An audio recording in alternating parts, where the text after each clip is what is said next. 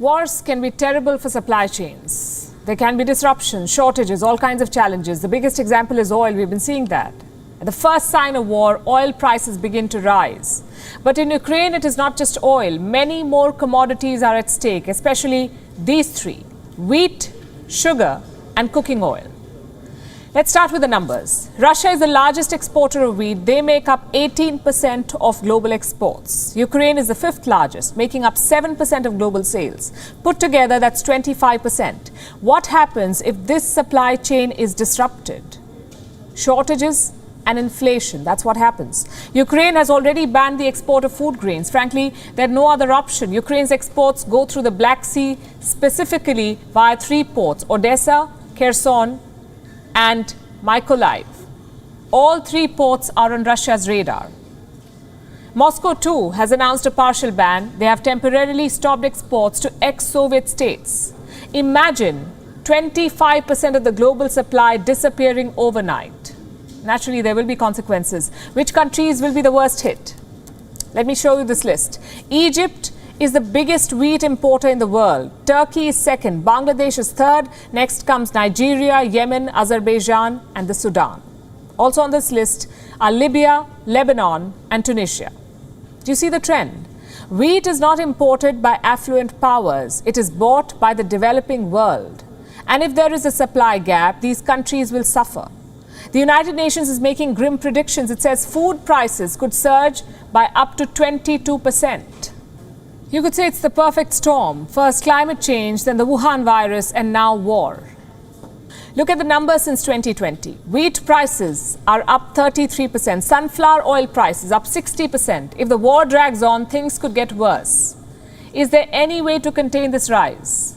Well, other producers could step up, countries like the US, Canada, and France. But protectionism is a problem. You see, prices are rising everywhere, not just in Ukraine or Russia. So every country is guarding its food reserves, basically saving up for the future.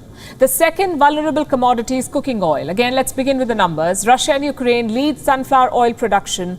Together, they make up 75% of the exports. 75%. It's almost like a monopoly. The good news is there is no export ban. Russia and Ukraine still export sunflower oil. The bad news is productivity is down, and you can imagine why. More than 3 million people have fled Ukraine. Their cities are being pounded by missiles. Obviously, agriculture is not their top priority at the moment. For India, this could be a huge blow. 90% of India's sunflower oil comes from Russia and Ukraine. Since the invasion, that supply has fallen. The result is this: sunflower oil prices have surged 32 rupees per litre in India. Will this be a long-term problem?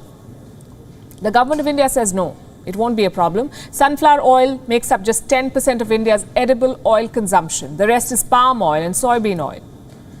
So in the long run, India has two options: diversify purchases, that is, start buying sunflower oil from elsewhere, or shift to other edible oils.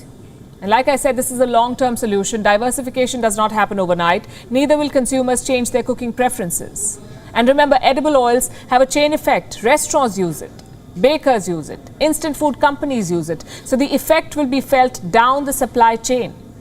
The third vulnerable commodity is sugar. Compared to last year, sugar prices are up 20% already. Now, Ukraine and Russia are not leading producers, but the war is fueling uncertainty.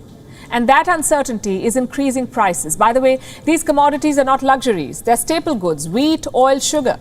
Staple. They're part of every humanitarian aid shipment too. They top every family's grocery list. The developed world will not mind these shortages. They're imposing export curbs. They're protecting their reserves. But what about countries like Yemen and Libya? They depend on aid shipments. Without imports, they will plunge into starvation. That is the reality of Russia's invasion of Ukraine. The people of Yemen have nothing to do with Ukraine. Neither do the people of Libya or the Sudan or Nigeria. But their daily meals will become more expensive thanks to Vladimir Putin. That is, if there is a meal at all.